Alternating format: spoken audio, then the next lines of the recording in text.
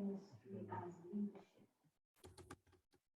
Let's start by noting that the word leader doesn't actually appear in the ordinal at all.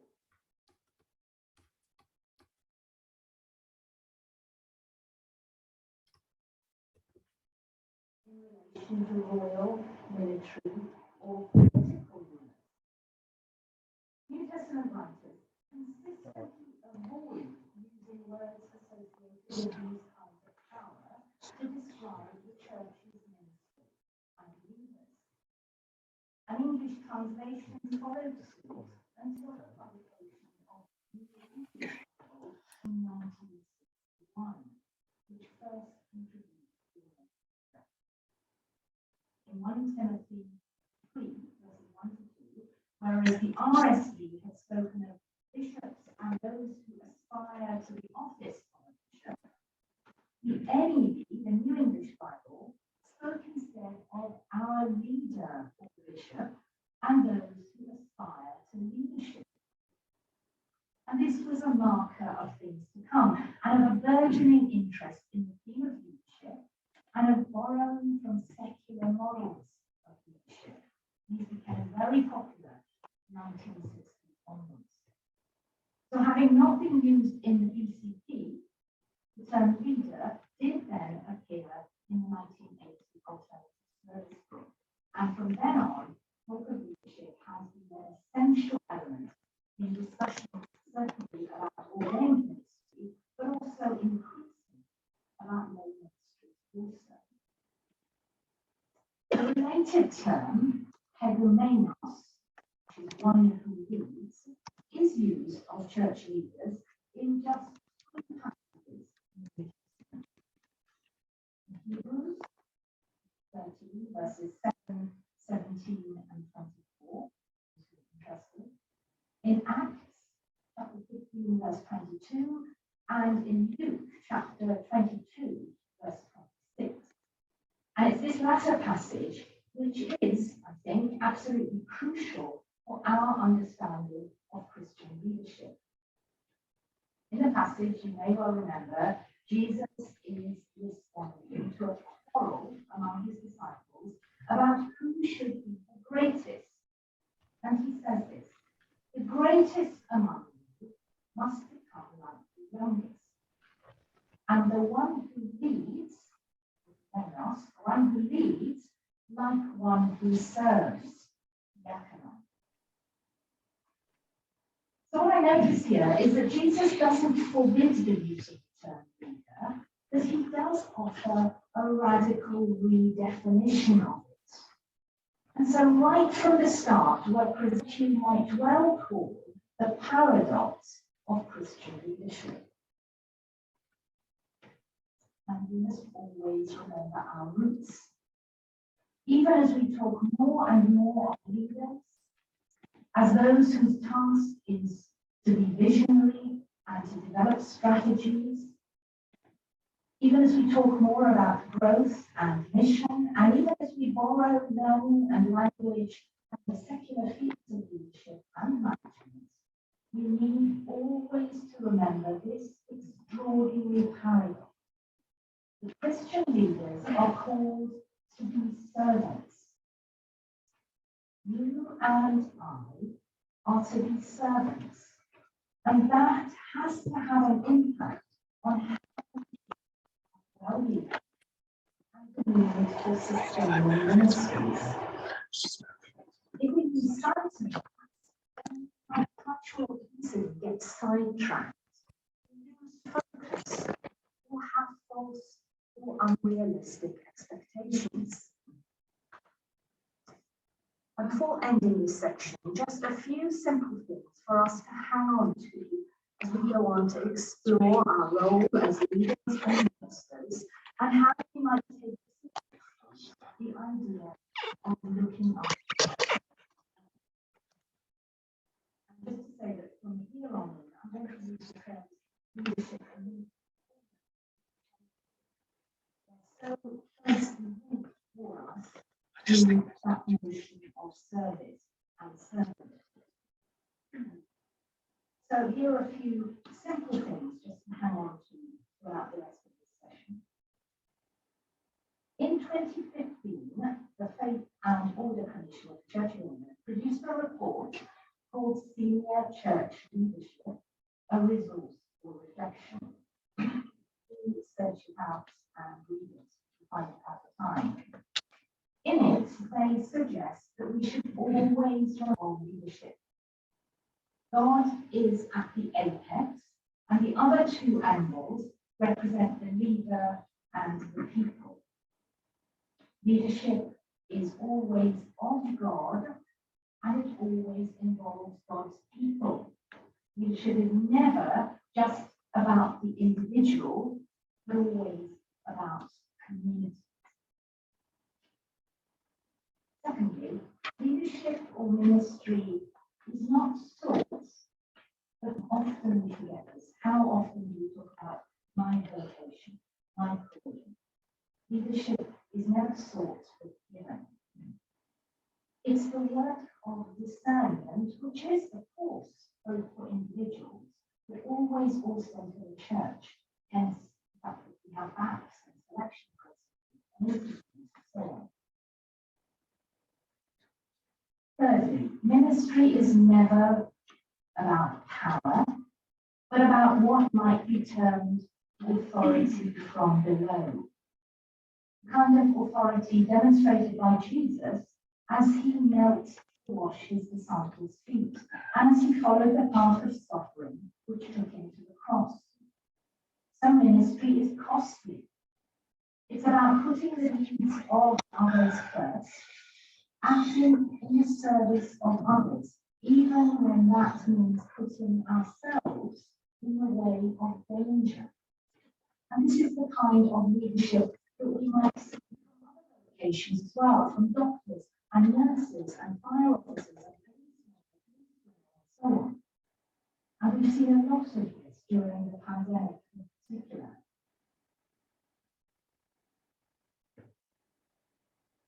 And fourthly, if you want to be a Christian leader or minister, you have to first and foremost be a follower. We have to remember that we are disciples, followers of Christ, always seeking to be transformed ever more into his likeness. Now, I say all of this to ensure that we retain a sense of perspective as we think of our roles as ministers. Because without that sense of perspective, we won't be able to cultivate sustaining ministries or attend to your well-being. It's never about us as individuals. We're always cooperating with others under God. It's players, collaborating with fellow travellers, building on the efforts of those who've gone before us, and preparing to hand over to future generations who will in turn arrive with new insights and new ways of doing things.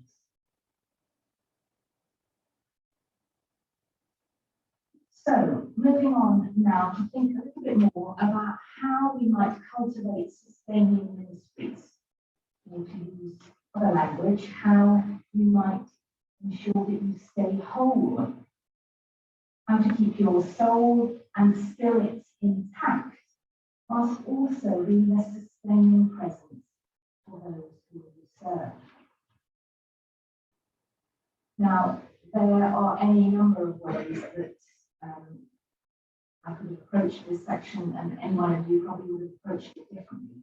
So I've included several components that I'm going to concentrate on. And these refer, first of all, to our spiritual lives, secondly, to our relationships, thirdly, to our working patterns, and then finally, to what I've called the theology of letting go. But I'm going to begin by thinking a little bit about how we might attend to our spiritual lives.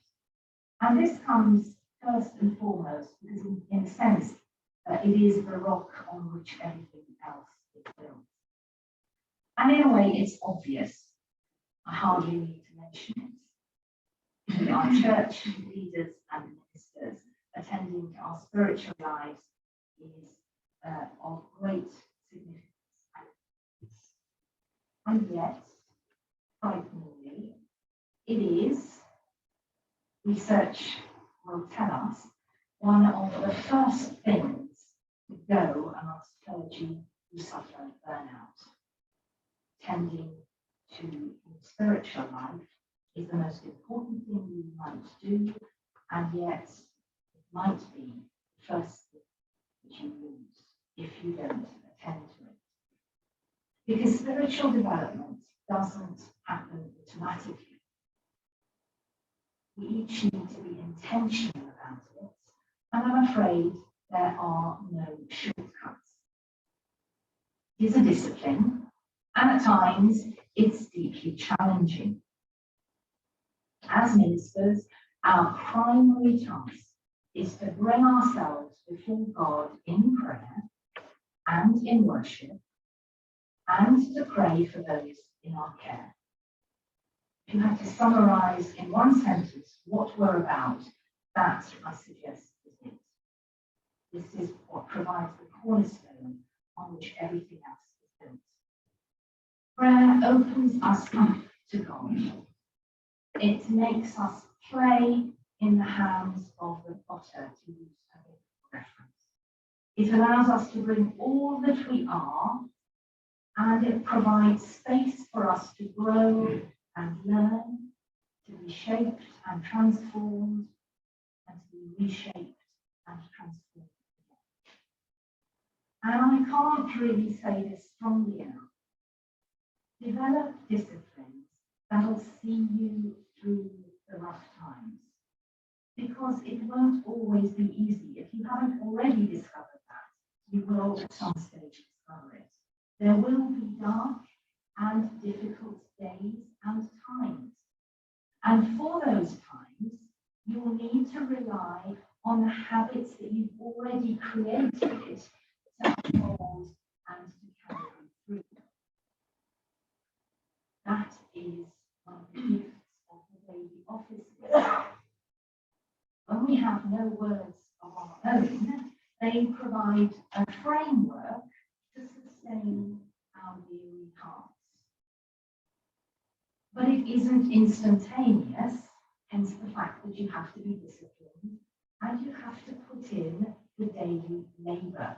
It may seem very, very obvious, but believe me, for those who have been practicing ministry for many years, these things are quick to disappear if we don't count them as a discipline that needs attention. My eldest son is a cellist. He spends hours practicing, building muscle memory, toughening the skin on his fingertips, memorizing shapes and musical patterns, and imbibing the music so that it becomes part of him. Without all of this, there would be no concerts or performances. And at times, the practicing is full of joy and lightness, and it seems easy and enjoyable. But at other times, I can see that it requires grit and determination, sometimes literally blood, sweat, and tears. It can be physically demanding, and it can require sheer willpower. Sometimes our prayer life is easy and light and joyous. Other times, all we can do is bring ourselves before God, and that's okay. It doesn't always have to be a deep and meaningful experience full of positive emotion and a sense of closeness to God. Sometimes it is like that, and we give thanks for that. Feelings are important. Sometimes they desert us. And at those times, we need the discipline still to be present to God. I want to suggest several elements to the development of our spiritual life as ministers who are seeking to develop sustaining ministries. First is a disciplined rule of life, which for many takes shape around the daily offices. And it includes a regular times, and a regular place. And I want to suggest that in the end, you cannot do without this, no matter what other more creative elements that you may include. You do need a daily discipline, something that becomes habitual. Secondly, a commitment to praying for others, interceding on behalf of the world, and particularly on behalf of those who are in your care. The more we do this, the more our hearts are enlarged, which of course is the language of the ordinal, and the more we grow in love and compassion. I know that I felt the power of other people's prayers in my own life and ministry. So it does make a difference. Make lists, pray faithfully for others, and when you get a chance, tell them that you pray for them. It's our duty as ministers, and it does make a difference, both to us and to those who we pray for. That is the mystery of prayer. And then there's contemplative prayer. Contemplative prayer has become increasingly important in my life and in my ministry, and especially as I've been given greater leadership responsibilities. It is, I think, perhaps the single most important element now for me in my spiritual life and of sustaining my ministry. And yet it also remains the hardest. I don't mind admitting to that. It's a commitment to bring myself before God, to empty my mind, to be still, and to try and listen. Sometimes using a simple word or a phrase to help keep me focused. But like many others, I have an overactive mind. It's constantly whirring. I can be driven by anxieties and worries. There are my own internal conversations going on about my activities, my priorities. So in the end, my ego can get in the way. But I'm often reminded and reassured by the story told about Thomas Keating, who some of you will know is well practiced in the art of contemplative prayer, and he's written of it widely. The story goes that one of his spiritual directees was bemoaning the fact that his mind wanders 100 times or more every time he tries to meditate silence. And Keating responded by saying, "But how wonderful! 100 opportunities to bring your mind once more back to God. There is no such thing as failure. Every failure simply turns us and brings us back to God again." Contemplative prayer is simply the practice of surrendering everything to the will of God. I don't manage it every day, and sometimes it's as little as 10 minutes, and I'm certainly no expert. But I can say that the discipline has changed me. It's provided a kind of robustness, if I can put it like that, to my inner life.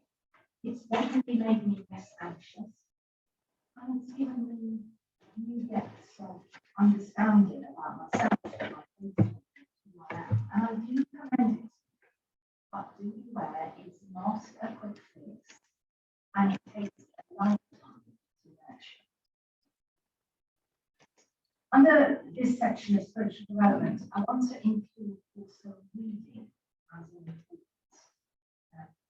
important element within it, because God speaks to us and helps us grow through our relations with others.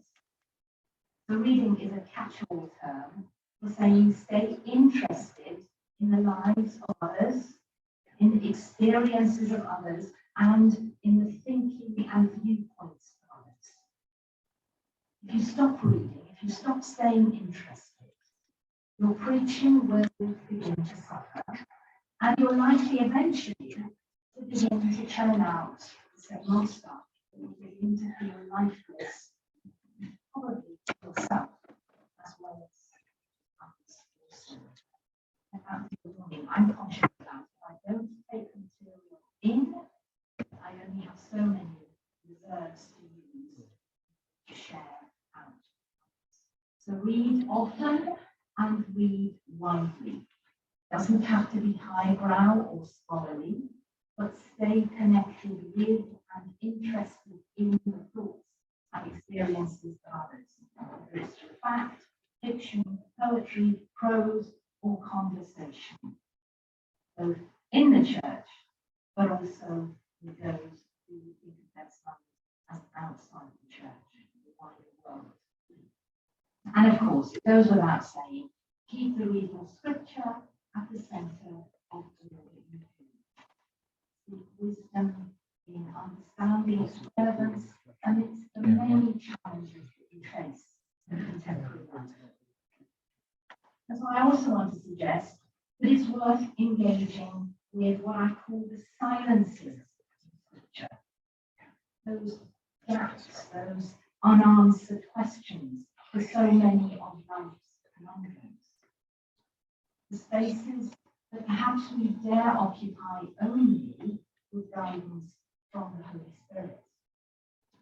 And remember too that ultimately our leadership and our ministries are derived primarily from a relationship with the Word made flesh, the Christ who continues to guide us into all truth. And finally, in this section, hone your capacity for self-awareness. We have to be open to seeing ourselves as others see us if we're to develop spiritually and if we're to fulfill our calling in ministry. We have to have insight to recognize when we've made mistakes and be willing to change, to see things from different perspectives. No one and nothing can force you to change if you yourself aren't open to transformation. And in order to be transformed, we have to develop good self-awareness and a good degree of emotional intelligence.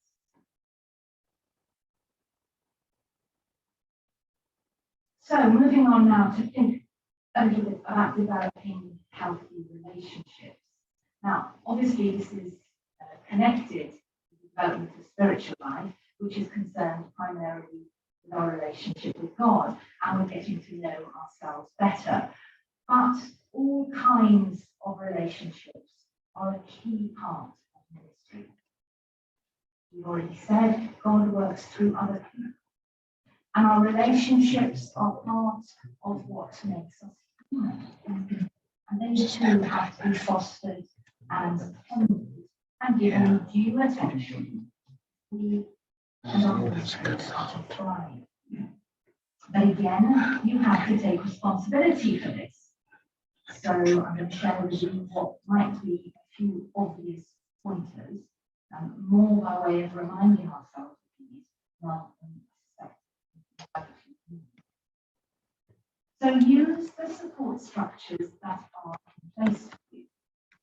This stage in history, it might be your IME officers, training incumbents, deanery chapters, central ministry officers, your own faith networks, and so on. But also develop your own bespoke support structures.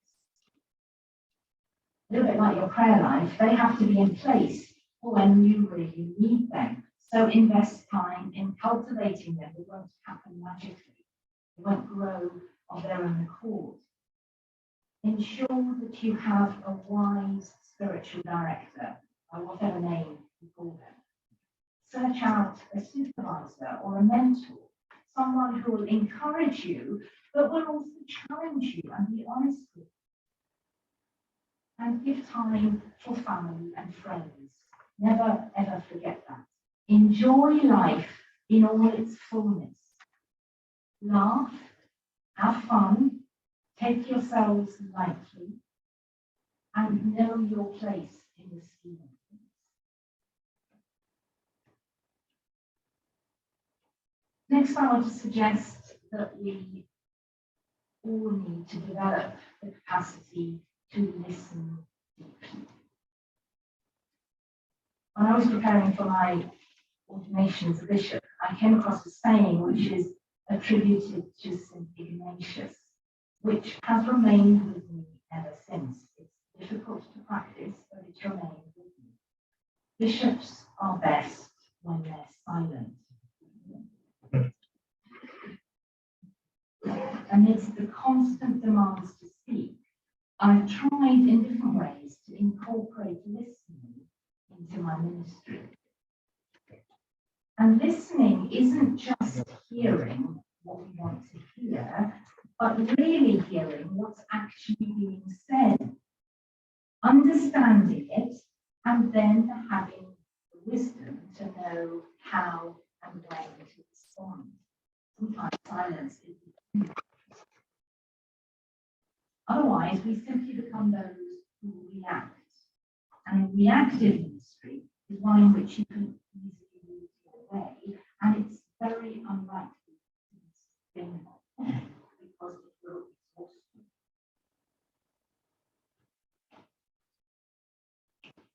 Next, I want to say trust your colleagues. Don't try to do it for yourself. Give space for others to use their gifts. Good leadership isn't about power, and it's not about you as an individual. To use the musical analogy, then this is what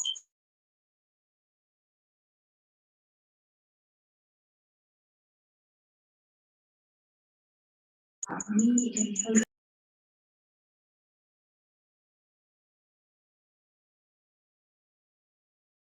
Space.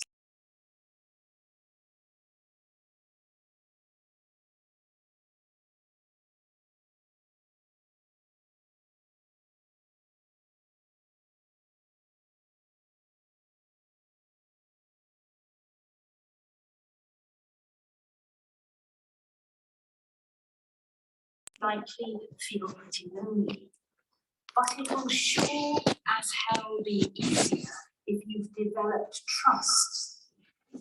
If you already have in place truly collaborative working patterns. And sometimes you may find that by sharing tasks and trusting colleagues, things may be done differently to how you would have done them, but just occasionally that might even end up in a better result. You never know. Next is what I refer to as being versus doing. And I'm conscious this heading could have sat just as easily under the section on spiritual development and demonstrates really the overlap in all of these areas. There are so many tasks in ministry, but don't forget that you and I are called to be ministers and not just to do the tasks of ministry. It's not ever just about what you do, but about who you are. I sometimes think that we're cursed by the plague of doing, driven to ever more frenetic activity, often at the expense of being the people that God has called us to be. If you're not familiar with her work, and Margaret Whip is especially good on this whole area, in particular in her essay on the recently produced Covenant for Clergy Care and Wellbeing, which will be coming to our diocesan synod at some point this year. Whip posits that as clergy and indeed as lay ministers and Christian disciples for that matter, we are to model a way of being which reverses the flow of how we tend to live. Instead of being driven by the desire to achieve and succeed in order to feel accepted and worthy and then find a sense of belonging, instead of that, we should rather live according to what Whip calls the dynamics of grace, whereby we reverse the flow and understand that our starting place is the place of belonging and of being beloved of God, out of which everything else flows, including our willingness and our desire to fulfill our responsibilities well, and to work hard, and to be effective leaders and ministers.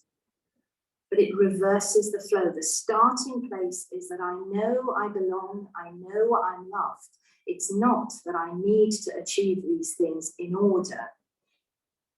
to win over that sense of belonging and being a beloved.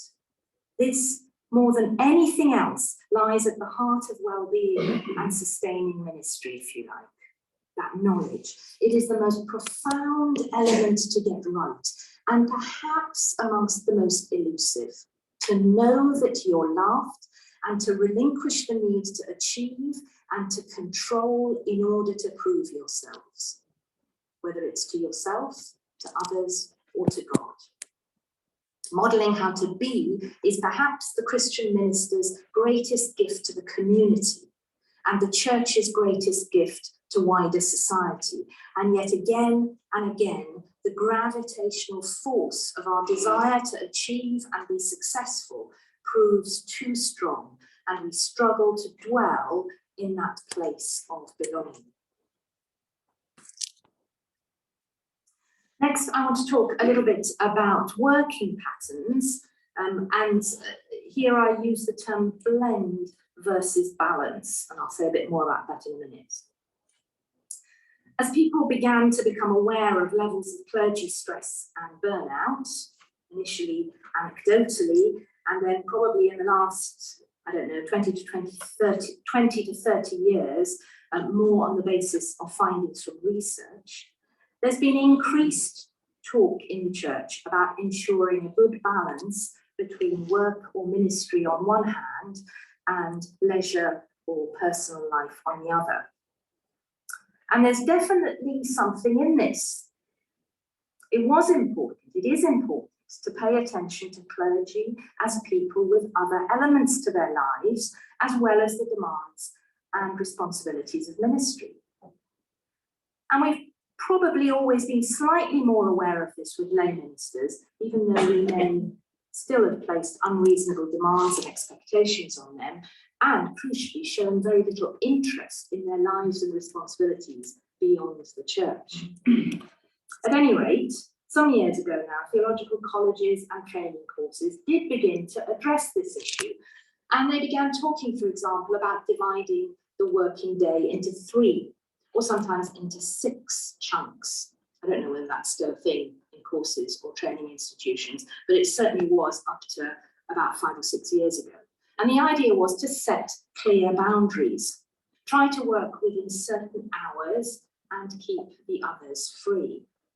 It's admirable, but in my experience, it just doesn't work. And here I think it's worth saying that perhaps it particularly doesn't work for full-time stipendiary clergy, although it may do to a greater extent for others. It'd be an interesting conversation. But I remember conversations I used to have when I was an IME2 officer, trying to help curates and training incumbents write their working agreements. One in particular has always stayed with me. And the agreement stated that the curate would keep 1 segment of each day free of work, either morning, afternoon, or evening, in order to ensure a good work-life balance. And as the 3 of us were sitting having a meeting, I asked the training incumbent if that was how he worked. And he just laughed, he literally laughed at me, and he said, "Of course not." So why are you suggesting that it might be a good pattern for your curate, was my next question, which then led on to a really interesting conversation, which enabled us to get much more under the skin of the subject of well-being and how we care for ourselves. That training incumbent's intentions were good, and he was trying to protect his curate from overwork.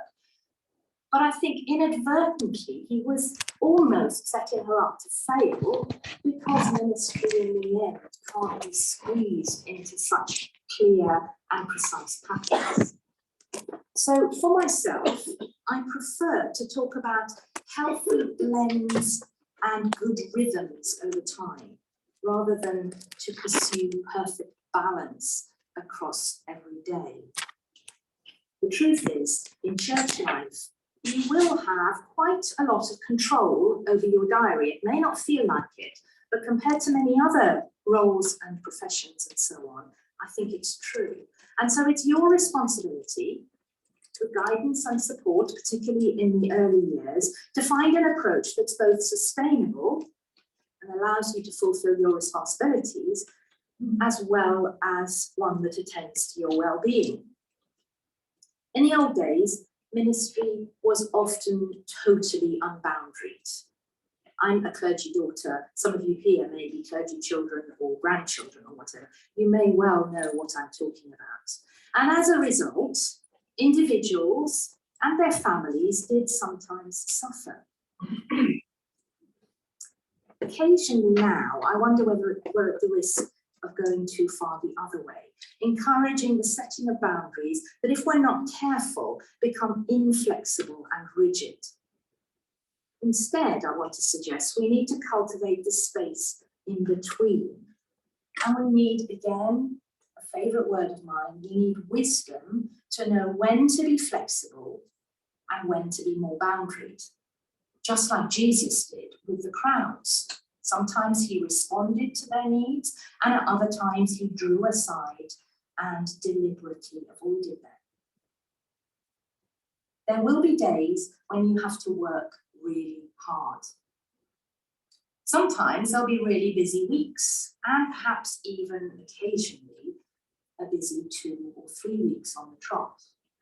And you know, I think that's fine. We're designed to be able to cope with a certain amount of stress and to work in what you might call the red zone for a period. But you can't stay in the red zone for too long. And mature leaders and ministers will know that sustaining ministry requires us to keep an eye on this and continually be shifting between the red, the green, and the amber zones. That's why getting holidays and times for retreat and reading and rest and leisure into the diary is so very important. And again, you must be intentional about it if you want a healthy, sustaining ministry for the long term. But you can also be flexible, giving a bit here, taking a bit there. And it's not just that the different parts of your life are in competition with each other, and this is really important, but the different parts speak to and inform one another. Your ministry will be enhanced when you allow it to be influenced by the other parts of your life. If ministry is to be truly fruitful, you can't completely compartmentalize. You don't stop being a minister when you play with your children, or when you meet friends, or when you do the shopping, or when you're attending to elderly parents, or whatever it is. And remember too that a blended life has to acknowledge that the different segments of your life won't always require the same amount of time. Things change. So imagine, if you will, your life as a circle, and then divide the circle into different slices of pie, one pie for each area of your life, however you want to define that. This is an exercise you can go away and play with. The point is that a circle doesn't allow you more than 360 degrees. So if one slice of the pie has to get bigger, because your children are small, or your parent is approaching death, or a particular project you're involved with is needing a lot of attention, then the other pieces have to get smaller, at least for a season. But nothing lasts forever. There's always ebb and flow. In leadership, the whole is greater than the sum of the parts, especially when those parts are in dialogue with one another. For some years, I was out of paid full-time ministry in order to raise my children. But those were not wasted years. They have been essential in my journey towards my current role. Because nothing is ever wasted in God's economy. And the wise minister recognizes that attending well to each step of the journey is more important than keeping your eyes on what the final destination might be. So mine every moment for what it's worth, whilst always staying alert to God's call at every stage, which can often be surprising and unexpected. And I want to end this section with 2 observations or paradoxes to ponder. And if you haven't already picked this up about me, you will come to know that I am a great lover of paradoxes. What I've described as the life of ministry is covenantal in nature.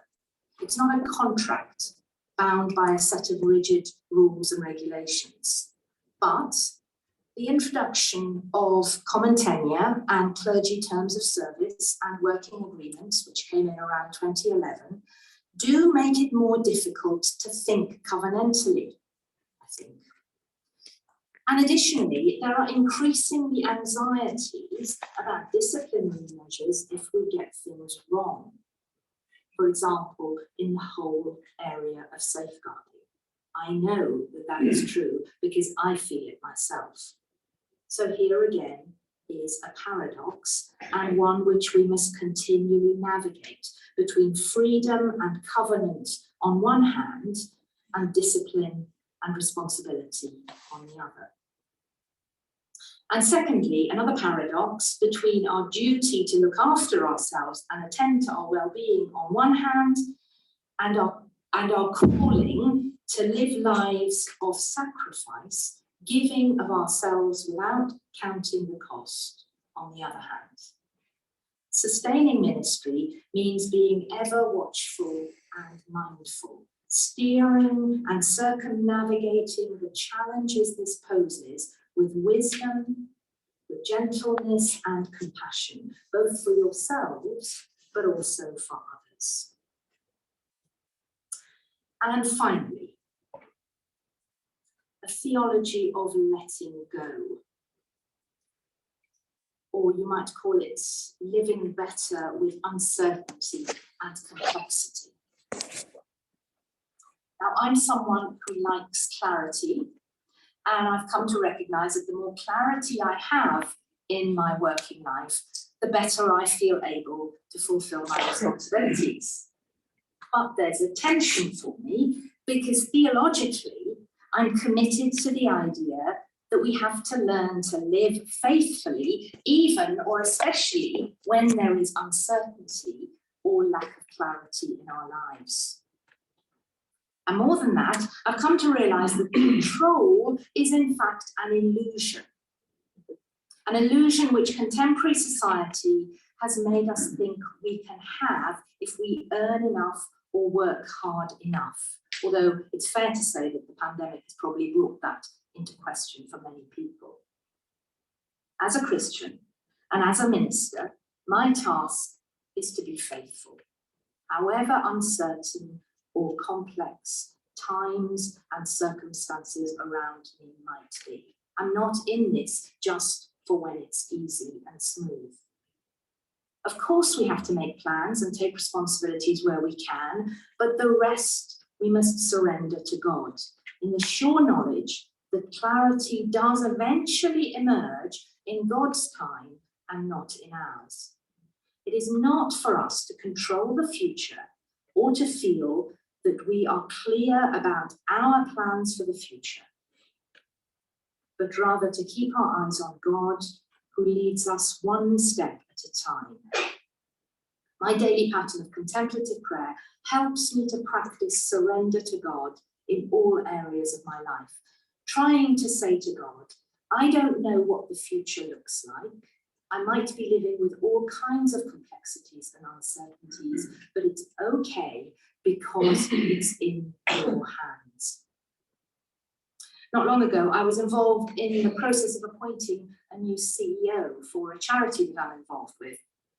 One of the applicants wrote in their form that they were absolutely sure they were being called to this role, and moreover, God has given me a clear vision for the next decade. Really? I wondered. Needless to say, they didn't get the job, but I have to confess that approaches like this kind of certainty, leave me feeling worried and a little bit suspicious. In my experience, God simply doesn't work like that. And for myself, I'll share with you that as I prepared to take up my role as Bishop of Chelmsford, and as I've begun to engage with the challenges that this involves, I've invested instead in a small book by Susan Beaumont called How to Lead When You Don't Know Where You're Going. If you don't know the book, I do commend it to you. See, I worry that we expect too much of our leaders and our ministers, and that leaves us feeling perpetually disappointed and dissatisfied and critical. You may feel that the diocese expects too much of you, and I may sometimes feel that there are too heavy expectations on me. As a church, we're very driven to set targets and measures, to develop visions and devise strategies for how to implement those visions. And we expect our ministers to be the force behind all this. And I worry that this is damaging our collective life together. Sometimes it seems like we're trying to predict the future and control our way into it, losing sight of the fact that we're called to live in the present moment and that we don't ever, in the end, have a product to show for all our efforts, but only the nature of our relationships. That's all we have to show for it. Of course, as ministers and leaders, we have to keep our eyes on the horizon, watching for signs of what might be coming towards us, what the future might look like. But we are utterly foolish if we think that the future of the church depends on us and on our plans. And my worry sometimes is that if, as ministers, we're so preoccupied by the future, anxiously trying to ensure our survival, that we might lose sight of the gift of the present moment. We're called to be faithful now. People need feeding now. There is meaning in the present moment with all its uncertainty and complexity, and we risk missing this if we're too anxious about the future. So as we near the end, I want to share with you words that my father spoke when he was leading as bishop the tiny persecuted church community in Iran during the 1979 Islamic Revolution. I have these words on a poster still today up on my study wall, and they are a permanent reminder to me that ministry is about modeling the way of faithfulness and following the footsteps of Christ wherever that may lead. And this is what he said. The way of the cross has suddenly become so meaningful that we have willingly walked in it with our Lord near us. Our numbers have become smaller, our earthly supports have gone, but we are learning the meaning of faith in a new and deeper way. Learning the meaning of faith by walking in the footsteps of Christ, who was headed towards the cross. I wonder if in this time of pandemic in particular, the ministry we're called to is one of faithful, non-anxious presence in all the uncertainty and messiness, to keep our faces turned outwards to the needs of the world, to sit light to our internal differences, which will be real and exist in this room as much as in any other part of the diocese, to sit light to our internal differences and the worries we may have about the future survival of the church, and instead to speak of God's love and hope of eternal salvation. We are called to live generous lives, to be kind to ourselves and to one another, demonstrating trust in the God who always goes before us, providing just enough light for the next step, continually surprising us with unexpected twists and turns. That way, I believe, we not only become a gift to others, but we also have the best chance of cultivating the sustaining ministry that we're each called to, and of enjoying healthy and good well-being for the long term, which is what I hope for and pray for each one of you. Thank you. You've been very patient. You've listened for a long time. I wonder whether we need a stretch of legs before we come back to a conversation. I think that's a good idea. So thank you, Bishop, for the very clear way you presented to us. So I'm going to suggest that we take 3 or 4 minutes to get a breath of fresh air, get a glass of something, if we need that, to get the loo. Just speak still and just think about what we could spend. So we gather back by just after 10 past. Is that okay?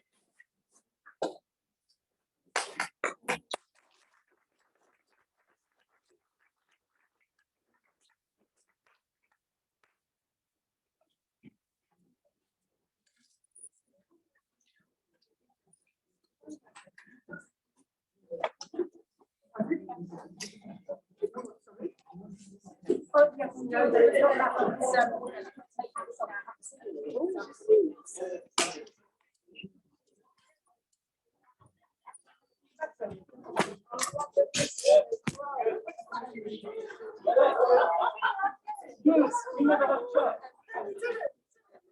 My book, yours.